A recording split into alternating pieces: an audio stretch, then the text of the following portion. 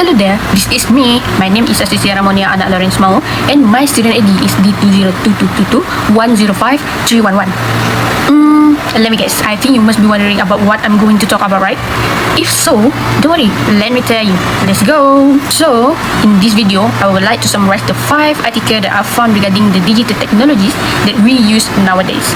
Firstly, let's start with article 1. Here, I will briefly explain the highest computer crime in Malaysia for the year 2025, which is online fraud, also known as cyber scam.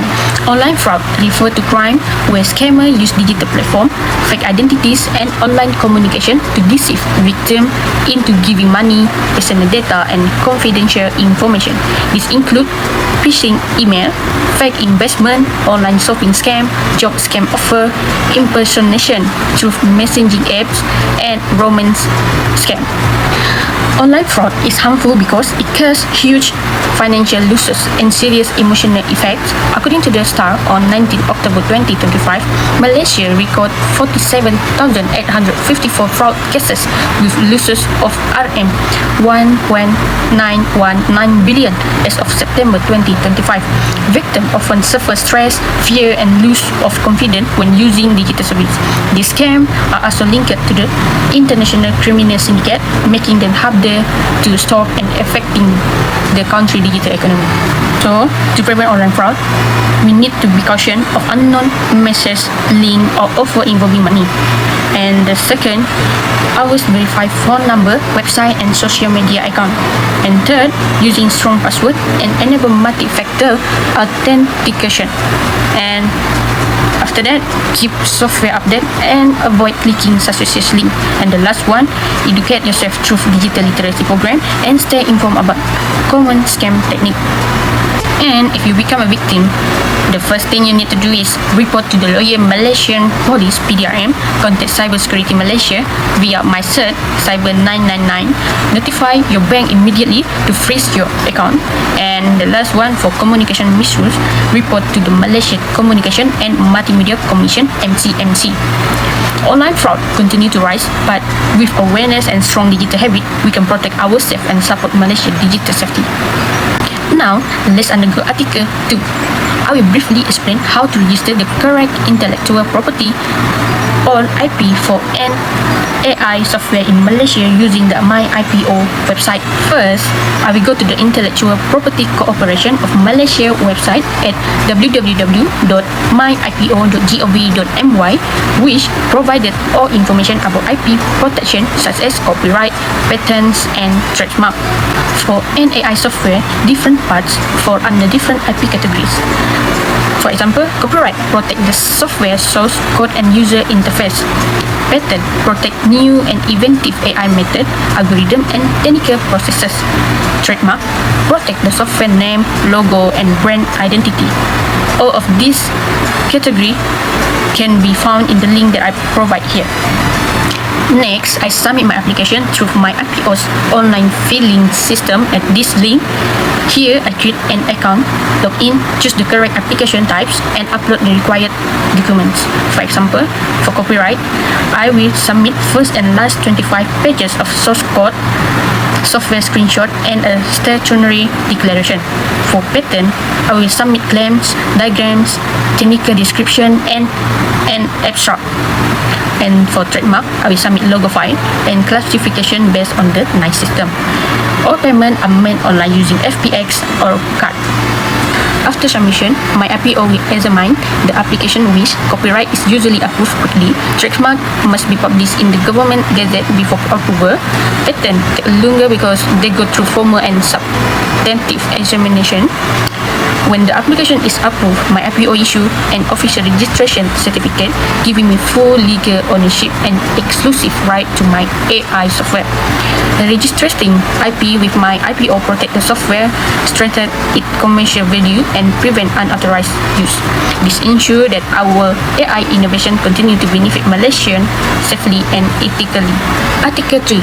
In today's digital world, every click, every message, and every online activity leave a trace. computers. This makes privacy more important than ever. Privacy protects us from identity theft, scam, manipulation, and misuse of our personal data. In Malaysia, privacy in the commercial sector is protected under the Personal Data Protection Act 2010 or PDPA. The PDPA ensures organizations collect and use our data responsibly with concern, security, and transparency. But as technology grows, surveillance also become more common. Surveillance means monitoring or collecting information about individuals. It includes physical surveillance like CCTV and digital surveillance such as online tracking, cookies, and even AI behavior profiling. In workplace, employers can monitor activities on company device. This may include website tracking, screenshot, or email analysis, but it must follow PDPA rules and avoid invading personal privacy. Can the Malaysian government spy on citizens? Like many countries, the government can conduct surveillance for national security and law enforcement. Reports have shown tools like Finfisher spyware being used in past year. To protect yourself, use encrypted apps, update your device, manage your app permission, avoid suspicious links, and consider using a VPN. But surveillance raises ethnically concern. It creates power imbalance, reduces freedom of expression, and may lead to discrimination if misused. Ethnical surveillance requires transparency, strong law, and respect for human rights. In the digital era, privacy and surveillance must balance each other. With awareness and responsibility, we can enjoy technology by staying safe, protected, and free. Now, let's go for article number 4. In today's digital world, computer reliability is more important than ever. We depend on computer for banking, healthcare, transportation, communication, and business. A reliable system means it works consistently, accurately, and without unexpected failures. When computers are reliable, they reduce downtime, protect data accuracy, improve productivity, and strengthen security. Unreliable system can cause delay, financial losses, and even life-threatening situation. A famous example of unreliable computer system is the 2018 Lion Air Flight 610 crash. The MCAS software received incorrect sensor data, repeatedly pushing the aircraft nose downward. Because the system lacked redundancy and pilots were not fully involved, 189 lives were lost. This tragedy shows how software failure can lead to catastrophic consequences. Other cases include the NHS WannaCry attack in 2017, which shut down hospital and Tesla autopilot incident caused by software misinterpretation. This example proves that reliability is a serious issue in all digital systems. What about mobile phones? When comparing Android and Apple, reliability differs. Apple usually wins in both hardware and software reliability because it controls everything: design, component, and update. iPhones are known for strong build quality and long-term support. Android devices vary widely because many companies produce them. Flagship Android phone can be very reliable, but cheaper model often face faster battery wear, slow update, and software issue. Android offers flexibility and customization, while Apple provides consistency and stability. But in terms of overall reliability, Apple generally performs better due to its controlled ecosystem. In a world that relies on digital system, computer reliability is essential for safety, efficiency, and trust. As technology grows, maintaining reliability hardware and software become more important than ever. Last but not least, let's take a look at article number 5. Professional ethnic guides software engineer to develop system responsibly. In Malaysia, the MySejahtera apps used for COVID-19 contact tracing and vaccination tracking is a perfect example of ethical software development in action. First, the principle of public. Engineer must act in the public interest. For MySejahtera, this means protecting user privacy, health data, and ensuring the apps function reliably. Strong encryption, secure authentication, and prompt risk communication will key ethical responsibilities.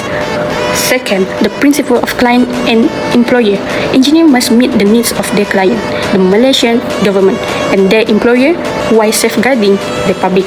If instruction risks privacy or safety, engineer has a duty to raise concern and suggest safer alternative.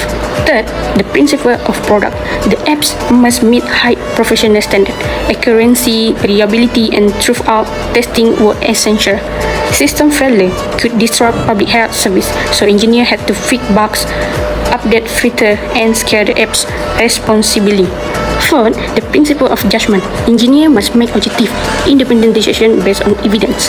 They had to resist political or commercial pressure, report limitation honestly, and recommend technically sound solution to maintain trust and professionalism.